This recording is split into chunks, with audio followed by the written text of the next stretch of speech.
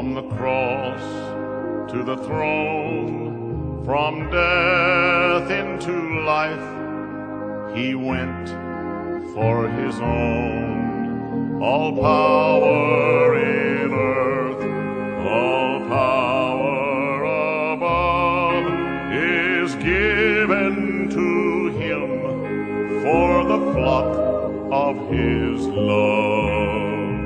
Only believe,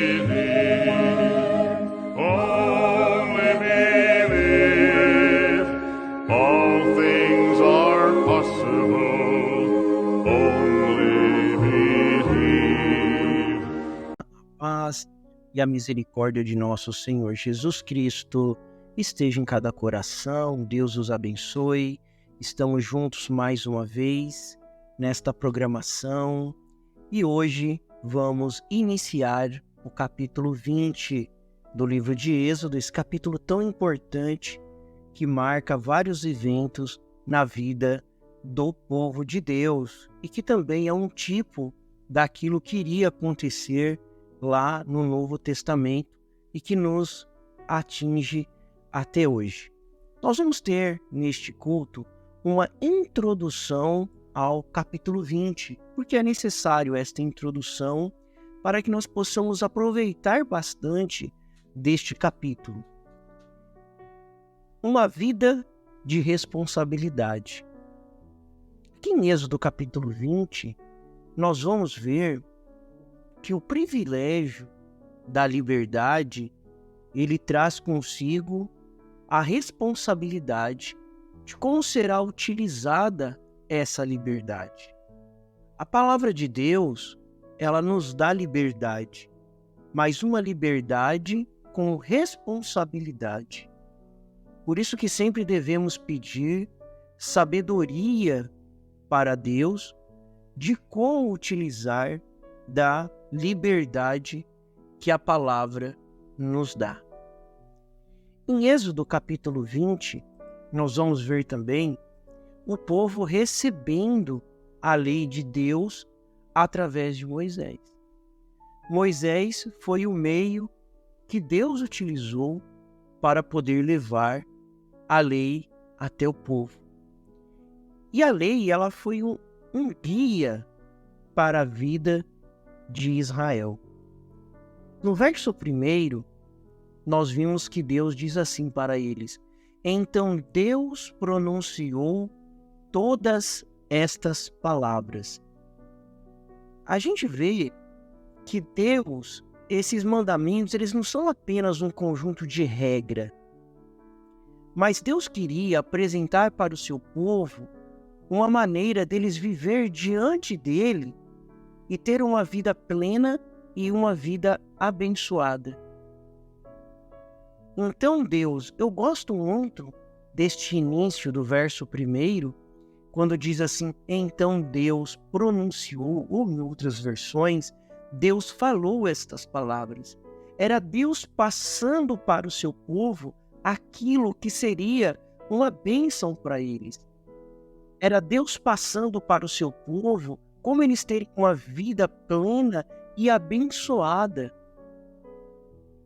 Nos versos 2 e 3, nós vemos o Senhor já falando, né? Eu sou o Senhor, teu Deus, que te tirei da terra do Egito, da casa da servidão. Não terás outros deuses diante de mim. Então Deus começa por se apresentar como o único Deus verdadeiro.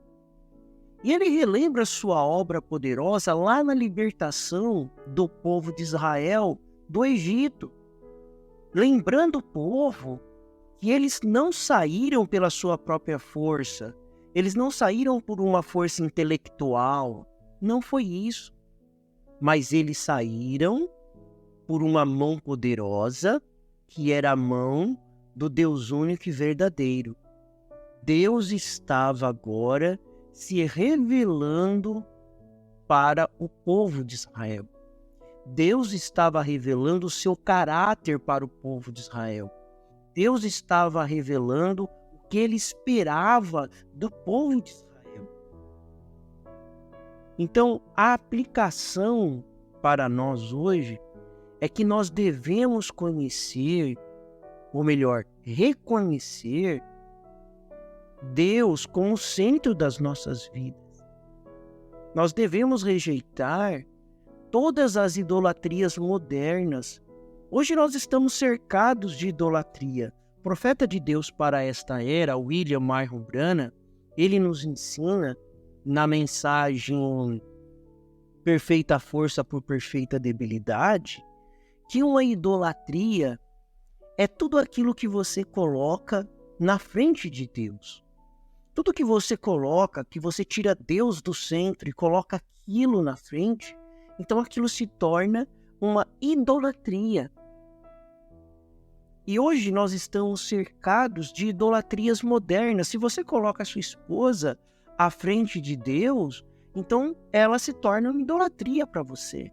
Se você coloca seus filhos, seu trabalho, e agora você vai expandindo isso aí para você, aí dentro do seu coração, você que me ouve, idolatrias modernas como dinheiro, fama, poder, alguns colocam até as redes sociais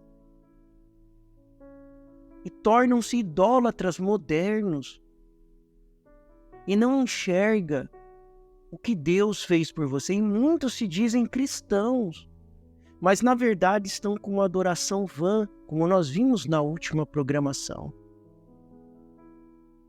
Mas é apenas uma introdução ao capítulo 20. Vamos seguir adiante.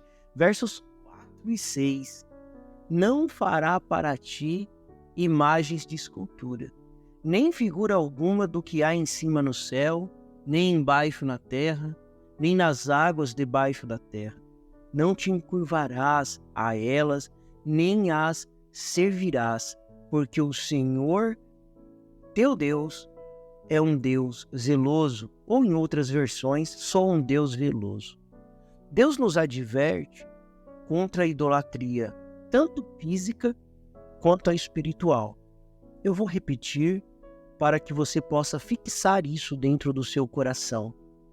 Deus nos adverte contra a idolatria, tanto física, isto é, de coisas físicas, materiais, como nós já citamos aqui, e também espiritual.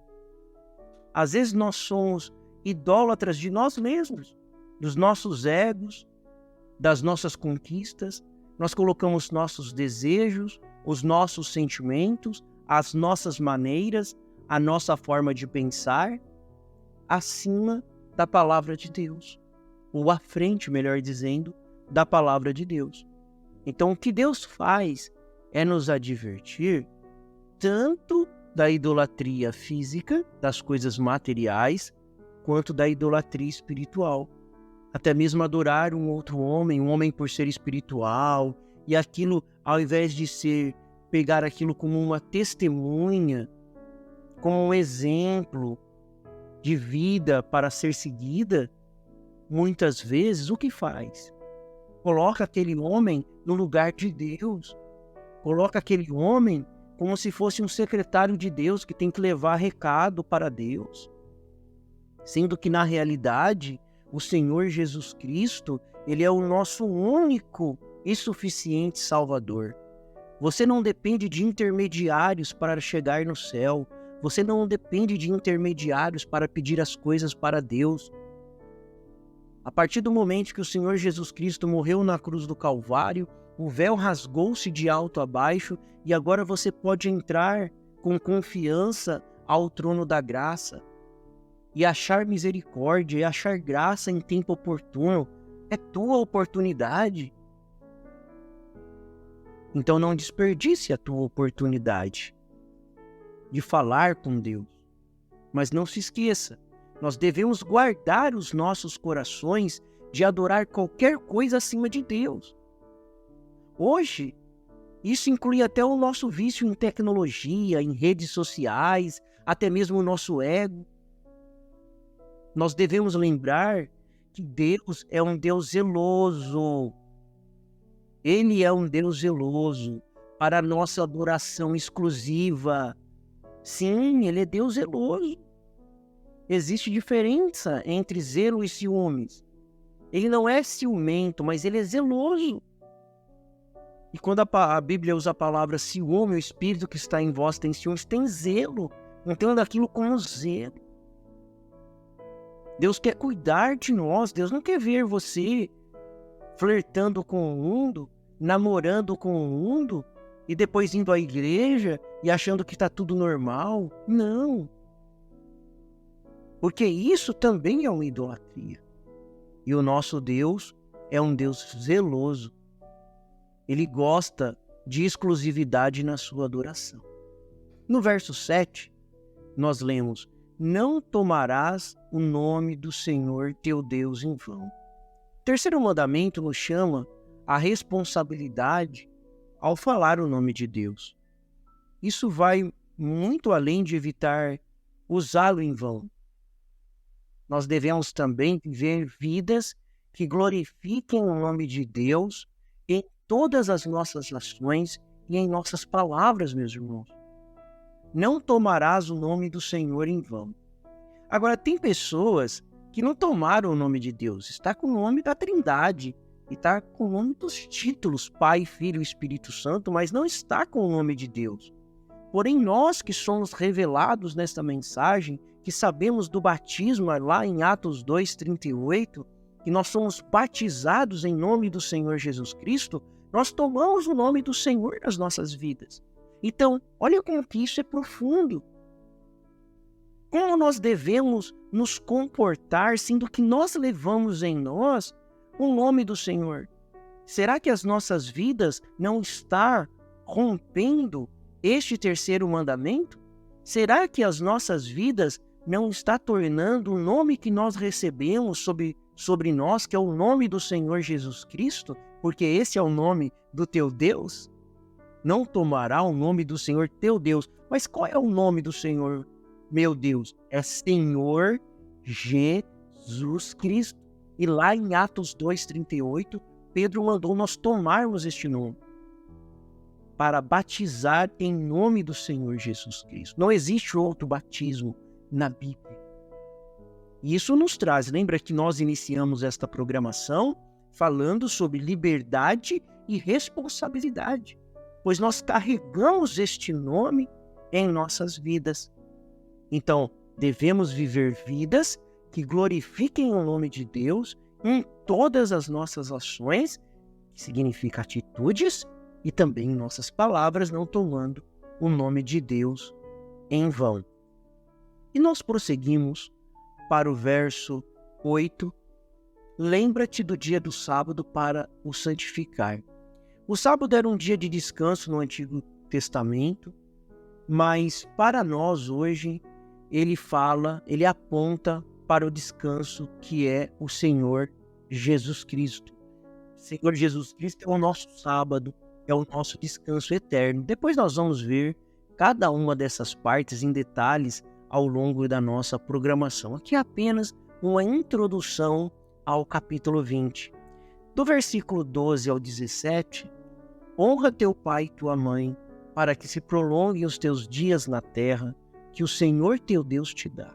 Não matarás, não adulterarás, não furtarás, não dirás falso testemunho contra o teu próximo, não cobiçarás. Estes mandamentos, eles nos orientam sobre como nós devemos nos relacionar com o nosso próximo. Os primeiros mandamentos é o nosso relacionamento com Deus. Os outros mandamentos são os mandamentos de como nós devemos nos relacionar com o nosso próximo. Não cobiçar as riquezas, a mulher do teu próximo, não falar falso testemunho. Todos esses mandamentos, eles nos orientam de como nós devemos nos relacionar com o nosso próximo. Honrar os pais, respeitar a vida, a pureza, a honestidade, ter gratidão. São valores, irmãos, eternos que nós devemos, como cristãos nascidos de novo, carregar isso dentro de nós. Nós não podemos falhar nisso. E o profeta de Deus para esta era, na mensagem Hoje tem se cumprido estas escrituras, ele nos diz assim: agora, que fizeram? Se necessita de fé para crer em sua palavra, que sua palavra é a verdade. Note, o que sucedeu quando Moisés tirou aos israelitas do Egito. Agora, todos os que lhe seguiram, os que não lhe seguiram, ficaram no Egito. Porém, os que seguiram a Moisés, quando passaram pelo Mar Vermelho e chegaram ao deserto, então Deus desceu sobre o monte Sinai e a coluna de fogo e incendiou o monte, e dali procedeu uma voz, e Deus deu os 10 mandamentos. Moisés pode que haja se apresentado ante a congregação e haja dito: hoje tem se cumprido a escritura que tenho dito com o seu profeta. Hoje lhes digo que Deus me encontrou ali numa sarça que ardia na forma de coluna de fogo e me disse: isso te será por sinal. Tu trarás esse povo aqui, a este mesmo lugar. Ali está Deus na mesma coluna de fogo, como lhe disse. Ali está sobre o monte. Ó irmãos, Deus estava cumprindo a sua palavra, cumprindo a sua promessa com Moisés, ao trazer o povo novamente ali. Vocês lembram, capítulo 3, quando Deus chamou Moisés, ali no capítulo 3, ele disse que neste monte ele adoraria. E Moisés fez isso. Deus cumpriu a sua palavra. E o mesmo Deus que cumpre a palavra com Moisés, cumpre a sua palavra conosco também. O Senhor é a força da nossa vida. O Senhor nos livra dos males deste dia e nos guarde para a hora da sua aparição. Eu sou feliz com Jesus. Deus os abençoe, Deus os guarde. Até a próxima programação. Deus assim nos permitir.